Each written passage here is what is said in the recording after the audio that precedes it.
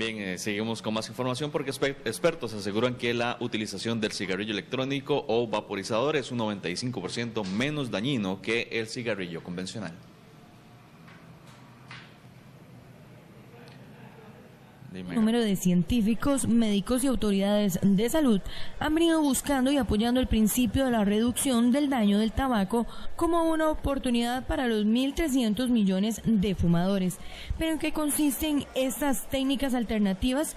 Se basa en consumir tabaco o nicotina sin combustión con diferentes cigarrillos a los tradicionales, que podrían reducir el riesgo individual y el daño a la población en general.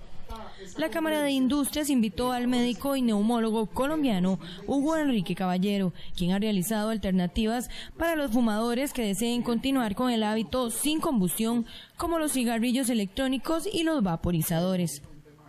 Definitivamente eso es una opción más que deben tener a disposición los consumidores de tabaco en el país y en el mundo. Y en el mundo ya se está dando. Entonces, pues es una opción más que el consumidor debe conocer y saber de qué dispone. Según el médico, estudios aseguran que estos son al menos un 95% menos dañinos que el cigarrillo convencional. Aquella persona que no deja de fumar y que quiere tener algún cambio con un beneficio, puede utilizar estos productos de riesgo reducido en donde va a tener nicotina, ¿verdad?, pero que no va a tener los riesgos que está produciendo el cigarrillo. En Costa Rica sí hay permiso para comercializar estos cigarrillos porque está inscrito como un producto relacionado con el tabaco, pero no existe un registro específico sobre su uso para la cesación.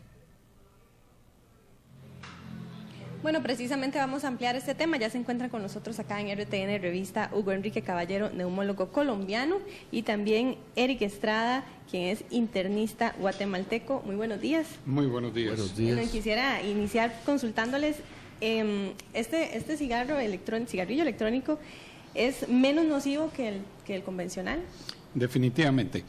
Lo que sucede es que manejamos dos términos que es muy importante que la población lo conozca. El cigarrillo común, que es el quemado, ese puede llegar a una temperatura de 600 a 800 grados y es en donde sale ese humo, donde van a estar las partículas, que son más de 7,000 partículas, y que en estas el 10% pueden ser cancerosas. Mientras que en estos productos de riesgo reducido no se quema, sino que se calienta el tabaco. Entonces, al calentar lo que puede estar entre los 200 a 350 grados centígrados, no va a producir humo y no van a producirse estas partículas cancerígenas que son las causantes de la enfermedad.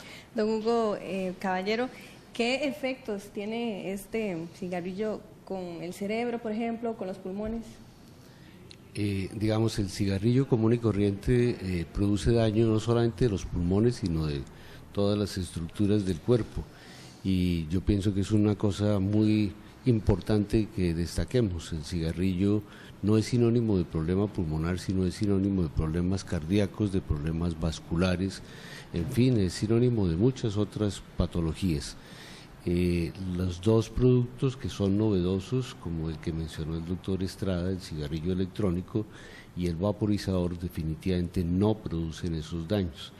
Y la razón es que de los 7,000 productos químicos que mencionaba el doctor Estrada, estos, en el caso del vaporizador y en el caso del cigarrillo electrónico, pues no superan a los 350 productos químicos. Y de estos productos químicos, a diferencia de los 7,000 del cigarrillo electrónico, donde el 10% pueden generar cáncer, aquí de 350 el 10% pueden generar cáncer. Entonces la disminución es muy importante. ¿Es esta el mejor método para dejar de fumar? ¿Se le puede decir a la gente que ese es el mejor método, el vaporizador y el... En realidad esto está dirigido a aquella persona en que no quiere o no puede dejar de fumar, ¿verdad? Naturalmente, si deciden cambiar hacia estos o emigrar hacia estos productos, naturalmente todos los riesgos van a disminuir. Se han hecho estudios en los cuales un porcentaje sí deja de fumar, ¿verdad? Pero hay otro porcentaje alto en que vuelven otra vez a fumar. Entonces, realmente no es como que uno lo recomiende para dejar de fumar, sino que usted no puede dejar de fumar, use esto porque es una mejor alternativa. Porque si usted sigue fumando, va a tener el riesgo de poder padecer todo este tipo de enfermedades. Dos consultas. ¿Qué pasa con los fumadores no pasivos? Este humo que es, pasivos. Perdón, Sí, pasivos, más bien. pasivos. Los fumadores pasivos nos afecta, digamos, este tipo de Esa es una utensilios. pregunta. Y lo otro, ¿pueden ser adictivos también para el fumador? Bueno, si gusta, contesto yo la Sí. primera Sí, y mi compañero la segunda. Con respecto a los fumadores pasivos, esa es una pregunta muy interesante y muy importante porque no hay contaminación. El fumador pasivo no va a tener contaminación porque como no se producen en el humo, en ese vapor, estas sustancias químicas, no va a haber ninguna contaminación para ellos. ¿Podría crear adicción para los que lo utilicen? Quisiera sumar un poquito de comentarios a la pregunta del fumador pasivo, que me parece supremamente importante. Digamos, hemos venido señalando que un fumador pasivo, por cada 3 cigarrillos activos, se está fumando un cigarrillo. Eso nos parece que es una cosa muy importante de resaltar. Otro que hemos venido comentando es que el número de muertes por el cigarrillo es muy grande y son más o menos 7.000 millones de personas al año. Eso es una cifra muy grande. De esos, 6 millones mueren siendo fumadores activos y 1 millón muere siendo fumador pasivo. El humo o el vapor del cigarrillo no es nocivo para el que es pasivo y no produce adicción para el que es pasivo. El que es activo pues tiene ya una adicción y este nuevo producto le ayuda a mejorar esa adicción. A que los impactos sean menores, los efectos, digamos. Sí, definitivamente. Así es. Pero bueno, el asunto acá es que realmente no es un método para dejar de fumar, sigue teniendo efectos. En esto hay que ser muy claros, ¿verdad? Que sigue teniendo efectos, que no es la solución para la gente que es fumadora, que siempre va a haber un pequeño riesgo a la salud, aunque sea menor, pero existe. Lo que sucede acá es que como mantiene la nicotina, eso es el adictivo, pero no es el que te va a producir el cáncer o el infarto, la presión arterial alta, en fin, úlceras gástricas o cáncer de estómago, de páncreas. No lo va a producir estos productos, porque es un riesgo reducido. Si estamos hablando que del 90 al 95% se reduce, tenemos el chance de solo un 5%, es mucho menos a que sea el 100%, definitivamente. Ahora, es importante también tener alguna regulación y la FDA acaba de sacar una ahorita el 28 de julio del 2017, es reciente, porque tiene una gran preocupación porque el 90% de su población joven, menores de 18 años, están fumándose su primer cigarrillo, el 90% de la población. Esto significa que es más o menos unos 2.500 jóvenes al día que inician a fumar. 2.500 jóvenes al día. Solo en Estados Unidos. Solo en Estados Unidos. Ahora, doctor, usted bien lo decía que bueno, no te va a producir cáncer, pero sí se puede relacionar con otro tipo de enfermedades el uso de estos productos. Siempre va a existir, como la bronquitis, que el doctor nos puede ayudar en ese sentido por ser neumólogo. Tal vez tú puedes ampliar esa respuesta, doctor. Sí, quisiera referirme a tu comentario inicial. Digamos, la idea que nosotros hemos tratado de transmitir es que el mensaje de todo debe ser: no hay que fumar. Esto es una alternativa para aquellas personas que no han podido suspender el cigarrillo y es una alternativa, como ya usted lo ha mencionado, que produce menos riesgos. A raíz de la pregunta, digamos que la principal enfermedad que produce el cigarrillo convencional es la enfermedad pulmonar obstructiva crónica. Eso cobija 2 enfermedades que son el enfisema y la bronquitis crónica. Y lo que se sabe es que más o menos el 90% de la enfermedad pulmonar obstructiva crónica, que le decimos EPOC, es producida por el cigarrillo. Y lo otro que se sabe es que de esa población que tiene EPOC, a pesar de que sabe que tiene EPOC, no dejan de fumar hasta en un 70% de los casos. Entonces nuestro esfuerzo va dirigido a ese grupo de pacientes, pero nuestro mayor esfuerzo y el de todos ustedes que llegan a la opinión pública debe ser insistir en el llamado a no fumar. Uno se imaginaría, doctores, que por todas las campañas para dejar el fumado, en los últimos años ha disminuido el uso del tabaco, pero bueno, usted ha dado un dato alarmante que era de los 2.500 jóvenes al día que inician solo en Estados Unidos. ¿Cómo está la situación en América Latina? Si ustedes han podido ver cómo está el hábito del fumado, si se mantiene, si ha crecido, según los grupos etarios también. Sí, por ejemplo, aquí en Costa Rica hay 300.000 personas que fuman, ¿sí? 300.000. ¿Y con la ley que se implementó acá de antitabaco ha disminuido o por lo menos se ha moderado un poco o no? No, definitivamente fuman no. En otro lado. Sí, exactamente. Lo que sucede es que la ley no te lo va a impedir, definitivamente, porque esta es una adicción, ¿verdad? Lo vas a estar buscando. Está entre las primeras 5 adicciones que hay. Por ejemplo, la heroína, la cocaína, los barbitúricos, el alcohol y la nicotina. Entonces son 5 poderosos sustancias que son muy adictivas, ¿verdad? Y lo que sucede es que en el cerebro se produce una sustancia que se llama dopamina. Cuando tú fumas un cigarro, a los 7 segundos está llegando esa sustancia al cerebro y es en donde se produce esta dopamina y que te provoca un bienestar, un estado de alerta. Por eso es que tú oyes mucho a los jóvenes decir, me voy a fumar un cigarro porque esto me va a despejar, me va a dar mejores resultados en el examen, ¿verdad? Pero porque sí lo hace.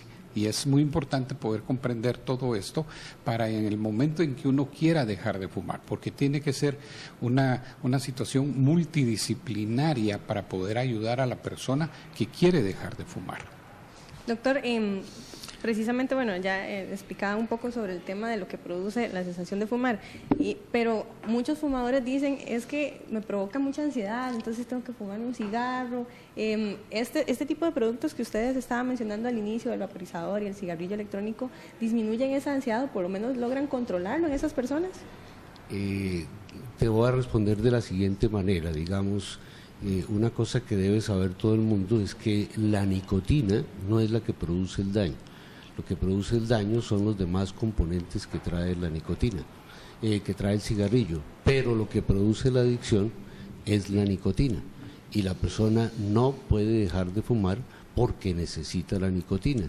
Estos productos que hemos mencionado tienen nicotina, entonces evitan el síndrome de abstinencia que lo tienen muchos de los pacientes que dejan de fumar. Cuando hablamos de síndrome de abstinencia, estamos diciendo que hay una adicción, una dependencia muy fuerte y la persona sigue encontrando los buenos efectos, entre comillas, de la nicotina, pero con un riesgo mucho menor.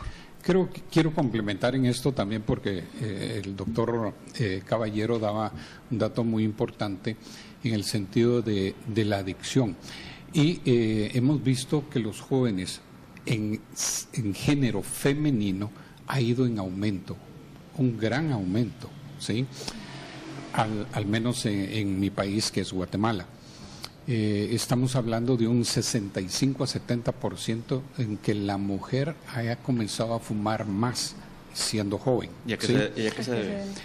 Puede ser por estereotipos en el sentido de que si tú no fumas no estás en mi grupo, puede ser de que por el estudio lo estén haciendo. ¿Y a qué edad empiezan esos? Desde los 12 años están comenzando a fumar. Y lo otro que hemos visto es que hay un aumento de embarazos también en las jovencitas de 12 años. Entonces, y si están fumando y si están quedando embarazadas, eso es un daño muy severo para el feto también, ¿verdad? Entonces, lo que tenemos que hacer campañas es muy fuertes en el sentido de que los jóvenes no inicien. Estos productos no son para que comiencen a iniciar porque tienen menos riesgo, no, eso no es así. Nosotros estamos en contra de que la persona comience a fumar. Y sobre todo, si están embarazadas, que dejen de fumar. Segundo, si no logran dejarlo y nace el bebé, hay que tener mucho cuidado con el síndrome de abstinencia en el bebé también, porque se pasa. Y también hemos encontrado que 0.5 miligramos de nicotina puede pasar por 1 litro de leche materna. ¿Y qué puede producir en el bebé?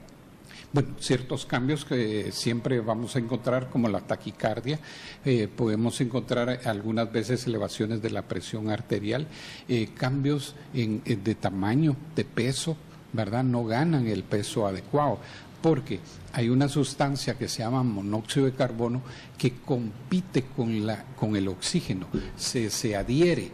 Entonces, por decirte algo así para ejemplificarlo rápidamente, es que si tu molécula de oxígeno lleva el 100%, con el monóxido de carbono no va a existir ese 100% y comienza a haber daños a nivel cerebral también. En estos casos, doctor Caballero, digamos que una mujer ya tiene la adicción y de repente tiene un embarazo, se le puede recomendar usar el vaporizador, usar el cigarrillo electrónico para disminuir estos peligros que mencionaba el doctor Estrada. Se le puede recomendar sin riesgo, y se le puede recomendar sin riesgo porque la nicotina en sí tiene algunos de los riesgos que mencionó el doctor Estrada, pero la vida media de la nicotina es muy corta, entonces desaparece el efecto. Me gustaría, para que haya mucha claridad, que la nicotina que puede recibir el niño es solo nicotina, pero no recibe el monóxido de carbono ni los otros elementos nocivos, de tal manera que se puede recomendar con éxito. Y aprovecho tu pregunta, que me parece muy importante, para señalar lo siguiente. Hay muchos pacientes que hacen enfermedad coronaria, que hacen infarto y que no pueden fumar. Antes se decía que no se podía usar ningún tipo de suplencia nicotínica porque era riesgoso. Ya se sabe que no tiene relación con el síndrome coronario ni el postinfarto inmediato. Obviamente la misión del médico y la misión de todo el personal es aprovechar esa circunstancia para que la persona deje de fumar, pero la adicción es tan grande que necesitan fumar. Entonces, para ese grupo de pacientes donde no se ha podido, existe esta alternativa. Lo que sucede es que hemos visto en los hospitales que del 25 al 30% de los pacientes hospitalizados quieren seguir fumando dentro del hospital, sí, y que es prohibido fumar en un hospital, ¿verdad? Pero se esconden, se van al baño, en fin, es alto el porcentaje realmente en que estando en el hospital siguen fumando. Usted mencionaba 5 tipos de adicciones. Sí. ¿Cuál es la más difícil de dejar de todas? Heroína. La heroína. Sí, esa es la número 1. Bueno, esa es una sustancia prohibida. Sí, en el caso del cigarro es sí, absolutamente legal y eso complica más la situación. Es que hay dos sustancias ahí. Se dice que la nicotina puede ser la segunda causa de adicción después de se dice, pero si no es la segunda, está dentro de las 5 primeras y es tan adictiva como la heroína, como la coca y como los sedantes. Sí, es los así de barbitúricos. adictiva, y es tan adictiva que por eso hablamos de síndrome de abstinencia. Y un síndrome de abstinencia, la única manera de tratarlo es dando la droga que el paciente venía recibiendo mientras se utilizan otras cosas. Entonces, de ahí la importancia de tener en cuenta la nicotina, pero con el mismo mensaje, ojalá no lleguemos a esas cifras. Una conclusión muy breve, doctor, ya para concluir. La conclusión Doctor es, Estrada, por favor, no inicie a fumar, sobre todo los jovencitos, y nosotros como padres o como abuelos algunos, debemos de evitar de que nuestros jóvenes comiencen a fumar. La segunda es, si usted fuma, deje de fumar, por favor, y si no lo puede dejar, utilice estos productos de riesgo reducido. Perfecto, muchas gracias a los doctores Hugo Caballero y también Eric Estrada, que nos acompañaron para ampliar este tema. Vamos a un corte comercial, ya venimos con más.